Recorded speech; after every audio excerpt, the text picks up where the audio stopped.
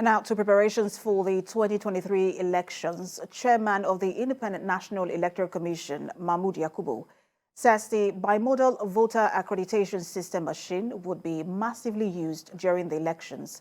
Sifon Essien has more in this report. This training by the Independent National Electoral Commission is focused on the use of technology in the conduct of transparent elections.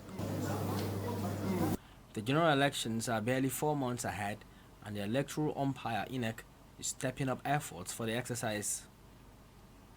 The chairman of the commission says technological devices will be deployed to improve the conduct.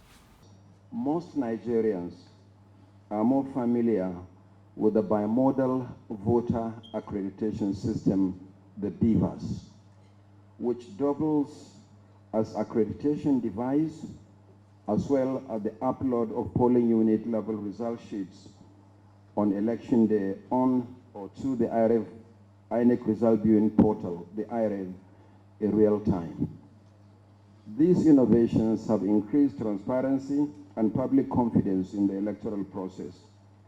They are also part of the legal requirements for conducting elections in Nigeria.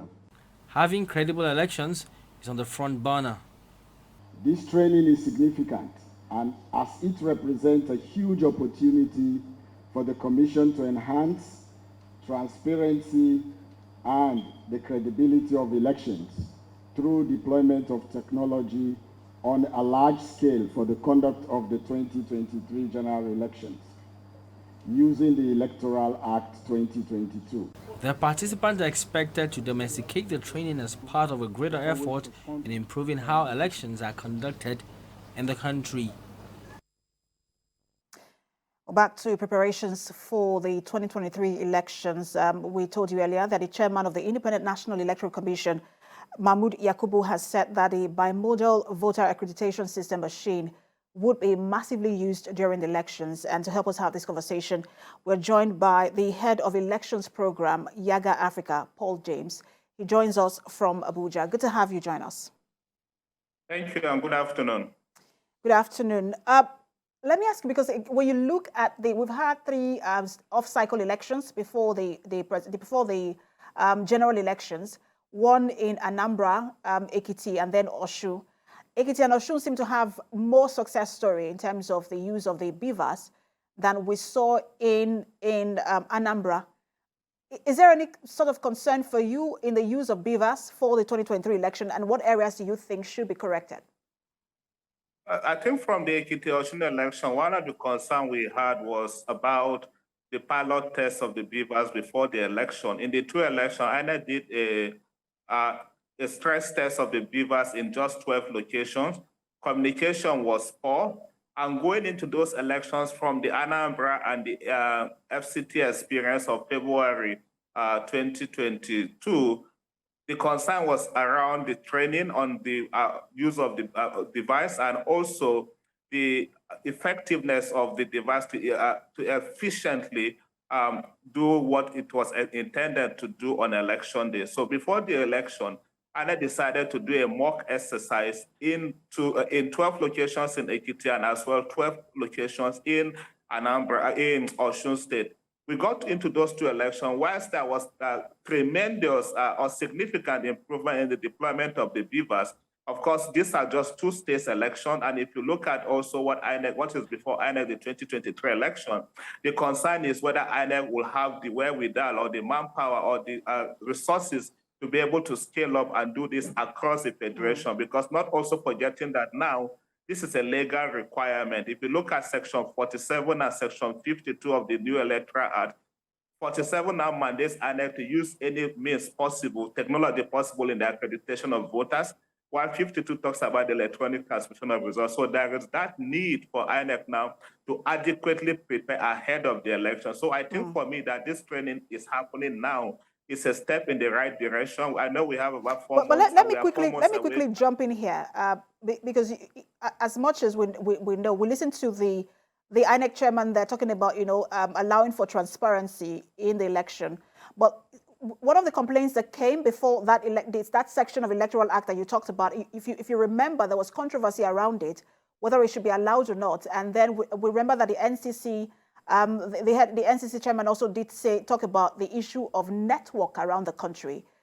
In cases where that would happen, in cases where people will complain about network during the elections, doesn't that already put a dent on issues around transparency? I think we should look at the positives from what we saw in the two elections. The device, as we know of today, is a USSD device. It's just the same as what we have on our mobile phone, to the effect that it can even work where you have a 2G or 3G network.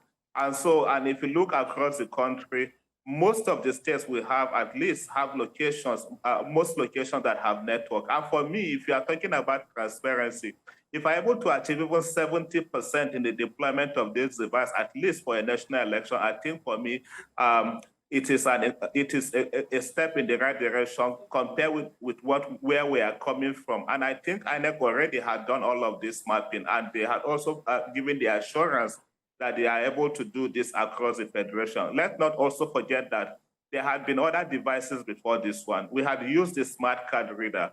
In the last election in 2019, much that we know, it was only in about 7% of locations that INEC did not deploy the smart card reader. So I am sure they have learned lessons from that, and have also put obvious thing in place to ensure that they know the expectations from Nigerians, and I feel INEC this time will not want to disappoint Nigerians. And let's talk about disappointing Nigerians, but this time not from INEC, because again, the political parties are also stakeholders in this election. In fact, the major stakeholders in this election. And we know that there are pre-election cases that are still in court. And sometimes, we see one outcome at the election, and INEC says this is a result. And then, there is also the judicial angle where the court says, well, we're overturning this.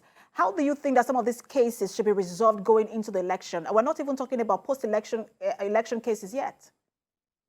Yeah, so if you look at also, this is why the new act now have asked INEC to commence the processes of election at least 360 days before the election. Now, with the expansion in the timeline for the election, what we see is that political parties also had commenced their processes early. Not forgetting that party primaries happened between May and June this year, unlike what we used to have in the past, that it happened late September or even early October. Now, what that means is that so parties are able to resolve whatever legal issues that they have before we go into the election. Already, we are beginning to see some resolutions that are happening across some of the states. For instance, we go to states like Adamawa, what the court had decided to do was to say one of the parties that is still in court, based on the party primary that had happened in the state, that the party was not going to participate in the election. So I guess these are the kind of things that we are going to see across the state. But I also don't feel that it is going to delay the processes of election. That is why INEC want to commence early. I'm sure there will be a drop dead date that all of these things will have been concluded before we go into those elections. All right. Thank you so much for talking to us. I'm sure we will engage you further as we get more reports on this election. The head of elections program, Yaga Africa, Paul James, thanks for talking to us.